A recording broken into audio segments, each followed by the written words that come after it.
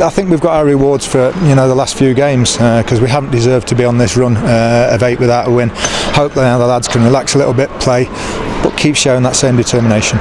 You talked about relax and play before the game yesterday. Probably wasn't the case in some ways, but in terms of grit and determination, again, can't ask any more of this group of players. No, we were nervy, and I think that wasn't helped by the results this afternoon as well. With getting 3 points off the bottom 3 before the game, so the lads are a little bit nervy.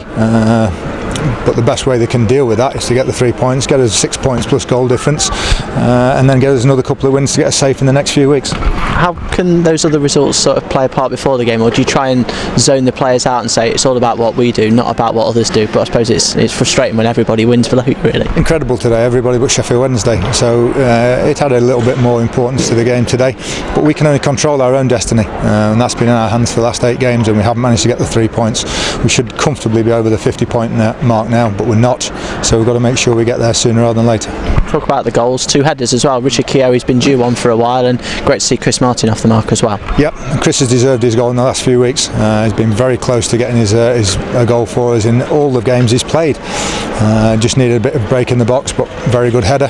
He scored one against us for Norwich a few years at the other end, so nice to see him score one for us. I thought Richard Keogh was the standout player on the pitch today. I thought once again his heading and everything about his game today. I don't know, we're not international managers, but it's a bit of a mystery how he's not in the squad to go with Ireland. Yeah, and Jake Buxton alongside him as well, absolutely superb, got the head on everything. He typifies everything that we try and be about as well, Jake.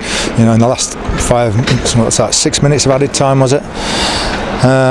Their goalkeeper can't kick it any further onto the edge of our box, I don't think. And I think we hardly lost a header. Didn't foul as well. Won a couple of free kicks ourselves, and that's a real big test for centre halves when we're under that pressure. Like you say, 6 minutes out of time, what the nerves like on the touchlines, it must be unbearable. We couldn't believe it when we saw the 6 minutes, and of course we couldn't get a hold of the ball. Paul Coots had it, I think, after 4 minutes of added time, and he ran it out, and he said it wasn't out as well. We didn't get that sort of break again, but main thing is we got the 3 points, saw it through, and I think it'll do wonders for the lads' confidence. It ends this run against Leicester, which people keep talking about as well, so it's good to get that monkey off the back. It is another one as well, but it was anybody today. Not whether it's Leicester, it was just important for us to get the 3 points. You made a couple of changes today, some enforced, some through decision making as well. Frank Fielding came back in goal. What was sort of the thought process behind that? Just a bit more experience. I don't think Adam's done anything strikingly wrong in the last few weeks, just little things here and there. Just thought a bit of Frank's experience might help us today, and he's come back in. He's not had too much to do, but what he had to do, he did well.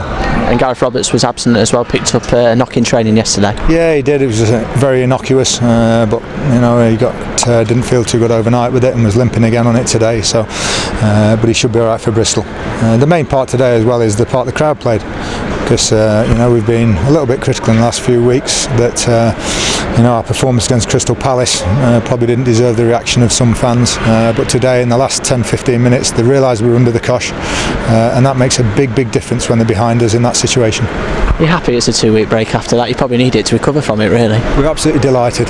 Bryson needs a 2-week break. I think if he doesn't start again till June he'd be happy, because once again, to run as much as he's done today when he hasn't done anything for a couple of weeks, incredible.